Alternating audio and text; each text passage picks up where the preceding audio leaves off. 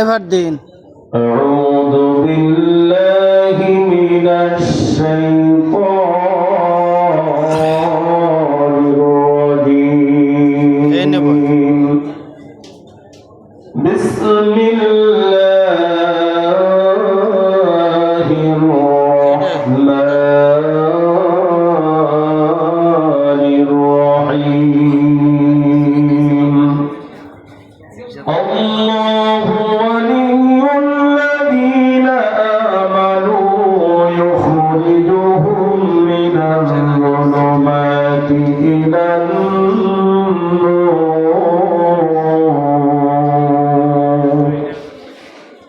والذين كفروا أولياؤهم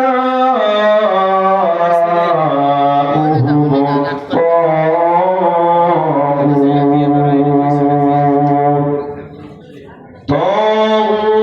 يخرجونهم من النور إلى الظلمات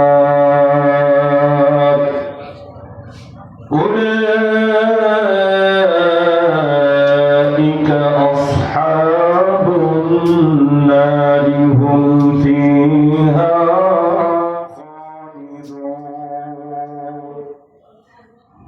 وأن أبي هريرة رضي الله تعالى عنه قال قال رسول الله صلى الله عليه وسلم إن الله قال من عاد لي وليا فقد آذنت بالحرب أو كما قال النبي عليه الصلاة والسلام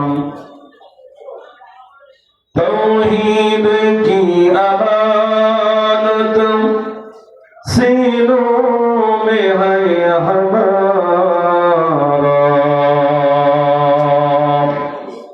آسان نہیں مٹانا نام و نشان ہمارا بلغ العلا بکماله كشف الدجى بجماله حسنت جميع خصاله صلوا عليه وآله سبحانك لا علم لنا إلا ما علمتنا إنك أنت العليم الحكيم ঐতিহ্যবাহী বিভাগীয় খুলনা প্রাণ কেন্দ্র শিল্পনগরী পশ্চিম রূপসা পাইকারি মৎস্য আড়ত ও কাঁচাবাজার ব্যবসায়ী ভাইদের উদ্যোগে 11তম বাৎসরিক এওয়াজ মাহফিলের সুযোগ্য সভাপতি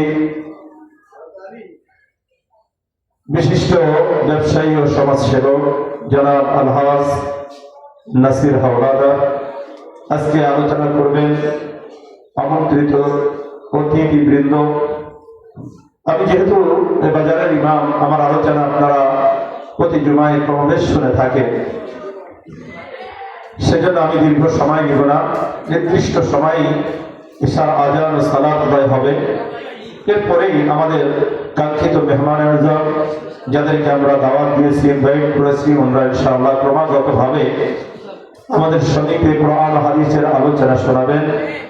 আমরা ধৈর্যের সাথে আল্লাহ তাআলা রাজি এবং খুশি করার জন্য শেষ সময়টুকু পর্যন্ত এই মাহফিলের সামিয়ানা তলে ব্যয় করার জন্য নিয়াত করে নেই। সকলে বলি আমিন।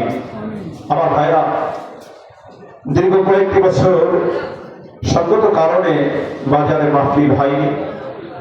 আমারও ভাইদের উদ্যোগে এই মহতি উদ্যোগ যারা গ্রহণ করেছেন তাদের প্রতি কৃতজ্ঞতা ও সাধুবাদ ব্যক্ত করছি। যে আল্লাহ রাব্বুল আলামিন নতুন আঙ্গিকে আবারও আমাদের এই ব্যবসায়ী সমাজের মধ্যে কোরআন হাদিসের আলোচনার একটি সুন্দর পটভূমি আল্লাহ তৈরি করে দিয়েছেন। এই জন্য রবের দরবারে শুকরিয়া জানাই, সকলে বলি আলহামদুলিল্লাহ।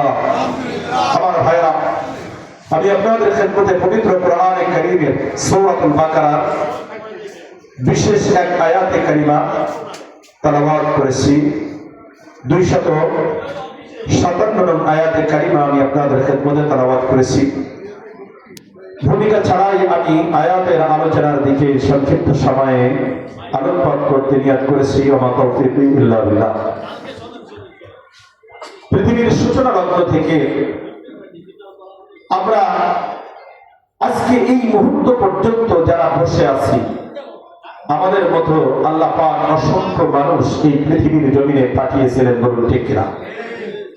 আল্লাহ রাব্বুল আলামিন মানুষদের দুনিয়ায় প্রেরণের ধারাটা বহাল রেখেছেন, আমার দুনিয়া থেকে বিদায়ের ধারাও আল্লাহ বহাল রেখেছেন। বন্ধু, আপনারা আমার মতো অসংখ্য অগণিত মানুষ রব্বুল কারীম এই জমিনের মধ্যে প্রেরণ করেছিলেন, আজ তারা দুনিয়ায় কেউ নাই। আবার সামনে কিছুদিনের পর এমনই একটি সময় আসবে যেদিন আপনি আর আমি এই দুনিয়ায় থাকবো না। আবার আরো কিছুদিন গত হয়ে যাওয়ার পর আপনি আর আমি যে দুনিয়ায় মানুষ আছি, এই কথাটা স্মরণ করার মতো কোন মানুষ পৃথিবীতে থাকবে না। সত্য না মিথ্যা বলেন? আমার ভাইরা, এজন্য রব্বুল কারীম কোরআনে কারীম সূরাতুল বাকারার মধ্যে 257 নং আয়াতে কারিমার মধ্যে আমার আল্লাহ বলেন, পৃথিবীর জমিনে মানুষ আসা এবং পৃথিবীর জমিন থেকে মানুষ চলে যাওয়ার ধারার মধ্যে আমি আল্লাহ দুইটা ধারা বহাল রেখেছি। এক ধারা হলো যাদেরকে আমি আল্লাহ রোজে আসরে রূহ জগতের মধ্যে আমি রব যখন তাদের আত্মা তৈরি করেছিলাম, আমি বড় আবেগের সাথে বলেছিলাম, আমার গোলামরা, তোমাদেরকে আমি আল্লাহ এই পৃথিবীর জমিনে আবার প্রেরণ করব। সেই জমিনে যাওয়ার পর তোমরা কাকে রব মানবা? আমরা সকলেই বলেছিলাম ক্বালু বালা। আল্লাহ রাব্বুল আলামিন বলেন,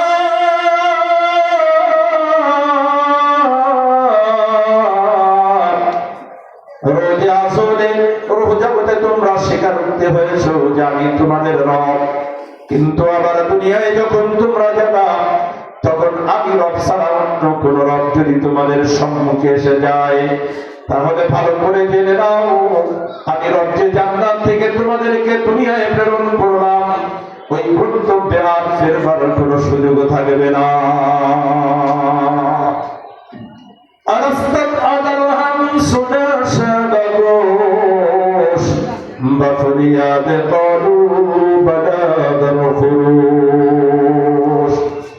আল্লাহ রাব্বুল আলামিন বলেন, রূহ জগতে আমি যখন তোমাদের তৈরি করেছিলাম, আমি বলেছিলাম আরাস্তু বিরাব্বিকুম এ গোলামের দল, আমি আল্লাহ কি তোমাদের রব নই, তোমাদের প্রতিপালক নই, তোমাদের জীবনদাতা নই, তোমাদের বিধানদাতা নই, তোমাদের সমাজ দাতা নাই?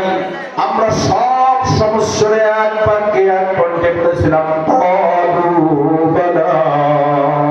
আল্লাহ, নিশ্চয়ই আপনি আমাদের আপনি আমাদের রিজিকদাতা, সমাজদাতা, বিধানদাতা।